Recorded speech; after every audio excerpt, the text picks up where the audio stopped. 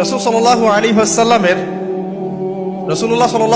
ওয়াসাল্লামের যে শান, যে মর্যাদা, তিনি যে শেষ নবী এবং তারপরে যে কোনো নবী আসবে না, এবং কেন তিনি শেষ নবী, তার মধ্যে স্পেশালিটি কি কি আছে, এই বিষয়গুলো নিয়ে একটু সংক্ষিপ্ত কথা বলবো ইনশাআল্লাহ। ঠিক আছে? ওয়া মা তাওফীকি ইল্লা বিল্লাহ আলাইহি তাওয়াক্কালতু ওয়া ইলাইহি উনীব। আমি আলোচনা শুরু করতে যাচ্ছি একটা হাদিস থেকে।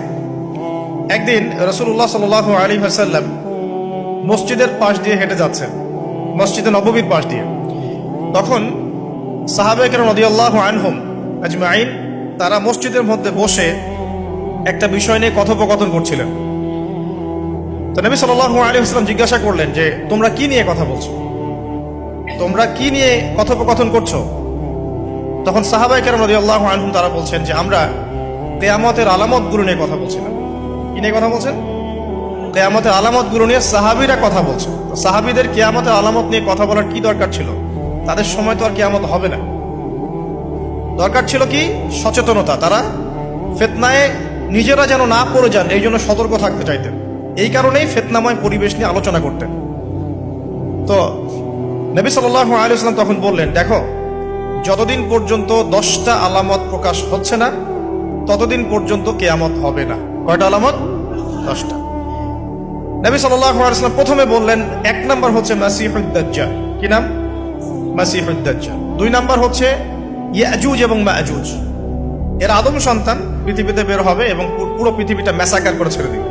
আর মাসিহুদ দাজ্জাল সেও বের হবে শেষ জামানায়, যে ইহুদিদেরকে নিয়ে পুরো বিশ্ব শাসন করবে। বিশ্বের প্রতিটা ডিপার্টমেন্ট সে রুল করবে। এবং দাজ্জালের চেয়ে ভয়ঙ্কর কোনো ফিতনা এই পৃথিবীতে আসে নাই, আসবেও না। প্রত্যেক নবী তার কওমকে দাজ্জাল সম্পর্কে সতর্ক করেছিলেন। এমনকি নূহ আলাইহিস সালাম পর্যন্ত তার উম্মতকে দাজ্জালের ফিতনা সম্পর্কে সতর্ক করেছিলেন। নবী সাল্লাল্লাহু আলাইহি ওয়াসাল্লাম বলেছেন যে তোমরা যদি সূরা কাহাফ তেলাওয়াত করো, প্রত্যেক জুমার দিন সূরা কাহাফ তেলাওয়াত করো, অথবা সূরা কাহাফের প্রথম 10টা আয়াত, শেষ 10টা আয়াত মুখস্থ রাখো, ইনশাআল্লাহ তাআলা মাসিহুদ দাজ্জাল তোমাদের কোনো ক্ষতি করতে পারবে না। 1 মাসিহুদ দাজ্জাল, 2 ইয়াজুজ আর মাজুজ, 3 হচ্ছে ঈসা ইবনে মারইয়াম। ঈসা ইবনে মারইয়াম যতক্ষণ পর্যন্ত না আসছেন, পৃথিবীতে আবার ইউটার্ন না করছেন এবং তার হাতে মাসিহুদ দাজ্জাল নিহত না হচ্ছে, কিয়ামত হবে না। 4 দাব্বাতুল আরদ, অর্থাৎ পৃথিবীর ভিতরে একটা প্রাণী আছে, মাটি ফেরে এই প্রাণীটা বের হবে কিয়ামতের আগে আগে, এবং এই প্রাণীটা মানুষের সাথে কথাবার্তা বলবে, কথা বলতে পারা প্রাণী। এই যতক্ষণ বের হচ্ছে না, কিয়ামত হবে না ইনশাআল্লাহ তাআলা। কটা বললাম? 4টা। 5 হচ্ছে দুখান বা ধোঁয়া।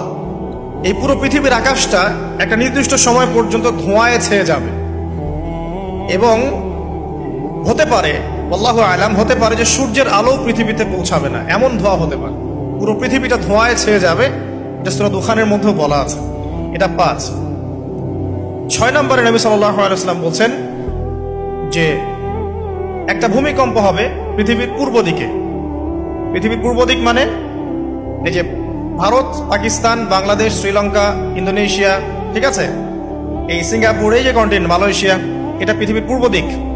এদিকে একটা ভূমিকম্প হবে। তারপরে 7 পৃথিবীর পশ্চিমে একটা ভূমিকম্প হবে। পশ্চিম মানে বোঝেন না? পশ্চিমা বিশ্ব না, সৌদি আরব না, পশ্চিমা বিশ্ব, ব্রিটেন, ফ্রান্স, জার্মানি, তারপরে রাশিয়ান কন্টিনেন্ট, হ্যাঁ, ইউক্রেন, এদিকে আপনার আমেরিকা, এই পুরো পশ্চিমা বিশ্ব, এখানে একটা ভূমিকম্প হবে বড়। এবং এগুলো এমন হবে যেগুলোতে ভূমি মাটিতে ধসে যাবে, মাটিতে ডুবে যাবে। ভূমিকম্প না, ভূমিধস। 8 পৃথিবীর মাঝখানে মধ্যপ্রাচ্যে একটা ভূমিকম্প হবে, যেখানে আমাদের সো কল্ড আমিরুল মুমিনিনরা থাকে, যারা আমেরিকা এবং ইসরায়েলের বন্ধু, এদের এখানে একটা ভূমিকম্প হবে ইনশাআল্লাহ।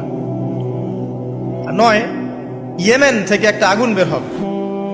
ইয়েমেন থেকে একটা আগুন বের হবে, যে আগুন মানুষকে হাসরের মাঠের দিকে তাড়িয়ে নিয়ে আসবে। আরেকটা বলেছেন 10 নম্বর, যেটা এই মুহূর্তে আমি ঠিক মনে করতে পারছি না।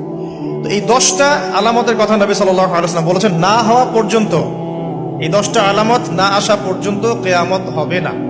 ঠিক আছে? আচ্ছা, এখন এই 10টার মধ্যে সবচেয়ে বড়টা কি? সবচেয়ে বড়টা হচ্ছে মাসিহুদ দাজ্জাল। সবচেয়ে বড়টা কি? 10 নম্বরটা মনে পড়েছে, আলহামদুলিল্লাহ।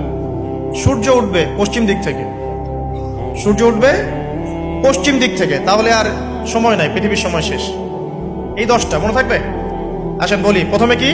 দাজ্জাল, তারপরে ইয়াজুজ আর মাজুজ, 3 নাম্বার ঈসা ইবনে মারইয়ামের প্রত্যাবর্তন, 4 নাম্বার দাব্বাতুল আরদ, জমিন থেকে প্রাণী বের হয়ে কথা বলবে মানুষের সাথে, ঠিক আছে। 5 নাম্বার কি বললাম? ধোঁয়া, দুখান, ঠিক আছে। 6, 7, 8 3টা ভূমিকম্প, পূর্ব দিকে একটা, পশ্চিমে একটা, পৃথিবীর মাঝখানে একটা। 9 নাম্বার ইয়েমেনের নাম শুনেছেন? ওই যে যেখানে সৌদিরা বোম মারছে আর কি, ইয়েমেনের বাচ্চাদেরকে বোম মেরে হত্যা করছে না, জানেন না খবর? তো ওই ইয়েমেনের ছোট ছোট বাচ্চারা শিয়া সুন্নির কি বোঝে আমার বুঝে আসে না। ওই ছোট ছোট বাচ্চাগুলো শিয়া সুন্নির কি বোঝে আমার বুঝে আসে না। আমেরিকার টাকা খেয়ে এরা ঠিকই বোম মারছে না। আর এই বোমগুলো তো এরা তৈরি করতে পারে না, আমেরিকার কাছ থেকে কিনে নেয়। তো ওই ইয়েমেন থেকে আগুন বের হবে, সেই আগুন মানুষকে হাসরের মাঠের দিকে তাড়িয়ে নিয়ে আসবে, এবং 10 যেটা বললাম, সূর্য উঠবে পশ্চিম দিক থেকে, তখন তওবার দরজা বন্ধ হয়ে যাবে, তওবা করেও লাভ হবে না। 2টা সময় তওবা করে লাভ নাই। একটা হচ্ছে মৌতের যন্ত্রণা শুরু হয়ে গেলে, মৃত্যুর যন্ত্রণা শুরু হয়ে গেলে আগে পা থেকে শুরু হয়ে আস্তে আস্তে গলার দিকে আসে। হাদিসে যেমনটা এসেছে, সূরা ওয়াকিয়ার মধ্যেও আছে যে পায়ের দিক থেকে যন্ত্রণা শুরু হয়ে আস্তে আস্তে আস্তে আস্তে এই গলার দিকে আসে, এবং আত্মাটা গলার এখানে যখন চলে আসে, এখান থেকে মালাকুল মউত আত্মাটাকে নিয়ে চলে যায়, এবং চোখ দিয়ে তাকিয়ে থাকে মানুষ। রুহটা চলে গেলে মানুষ চোখ দিয়ে তাকিয়ে থাকে, দেখবেন এই কারণে মৃত ব্যক্তি তাকিয়ে থাকে, চোখ খোলা থাকে।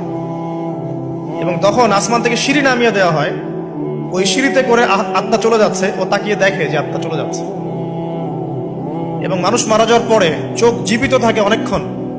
মেডিকেল সায়েন্স যারা পড়েছে তাদেরকে জিজ্ঞাসা করবে, মানুষ ডেড হয়ে গেলেও চোখ দেখবেন আরো কয়েক ঘন্টা, হয়তো আরো নির্দিষ্ট একটা সময় পর্যন্ত চোখটা কিন্তু জীবিত থাকে। এই জন্য চোখ বন্ধ করে দিতে হয়। যাই হোক, যেটা বলছিলাম যে মৌতের যন্ত্রণা শুরু হয়ে গেলে তওবা করে লাভ নাই, তওবার দরজা বন্ধ। আর পশ্চিম দিক থেকে সূর্য উঠে গেলে তওবা করে লাভ নাই, তওবার দরজা বন্ধ। এই 10টার মধ্যে সবচেয়ে বড়টা হচ্ছে মাসিহুদ দাজ্জাল। কেন বড়? কারণ নবী সাল্লাল্লাহু আলাইহি ওয়াসাল্লাম নিজে বলেছেন, পৃথিবীর ইতিহাসে আদম আলাইহিস সালাম থেকে শুরু করে মুহাম্মদ সাল্লাল্লাহু আলাইহি ওয়াসাল্লাম পর্যন্ত এই যে লক্ষ লক্ষ নবী রাসূল এসেছেন, পৃথিবীর এই যে শত লক্ষ বছরের হিস্ট্রি, এর মধ্যে দাজ্জালের চেয়ে ভয়ঙ্কর কোনো ফিতনা আসে নাই। নবী সাল্লাল্লাহু আলাইহি ওয়াসাল্লাম বলছেন, একজন মুমিন ব্যক্তি যদি দাজ্জালকে পেয়ে যায়, সে যেন তার সাথে সাক্ষাতের আকাঙ্ক্ষা না করে, কারণ সে তার সাথে সাক্ষাৎ করলে ঈমান হারা হয়ে যেতে পারে। সে এত বড় ফিতনা হবে, এত বিশাল ফিতনা হবে। এই যে ছোট্ট একটা ফিতনা সুদ থেকে কি আমরা মুক্ত থাকতে পারছি? সবাই সুদের মধ্যে পড়ে যায় নাই? এই যে মেয়েদের ফিতনা, মেয়েদের যে ফিতনা, বেহায়াপনা, এখান থেকে কি আলেম জালেম কেউ বাকি আছে? সবাই ফিতনায় পড়ে যাচ্ছে আমরা। ফেসবুকে ঢুকবেন, আপনি না চাইলেও আপনাকে দেখা যাবে নগ্ন ছবি দেখতে আপনি বাধ্য হচ্ছেন। টিভি দেখতে বসবেন, আপনি না চাইলেও নগ্ন ছবি দেখতে আপনি বাধ্য হবেন। এই যে ফিতনা, বাঁচতে পারছি না, সুদ থেকে বাঁচতে পারছি না, বেহায়াপনা থেকে বাঁচতে পারছি না। পর্নোগ্রাফি থেকে কেউ বাঁচতে পারে?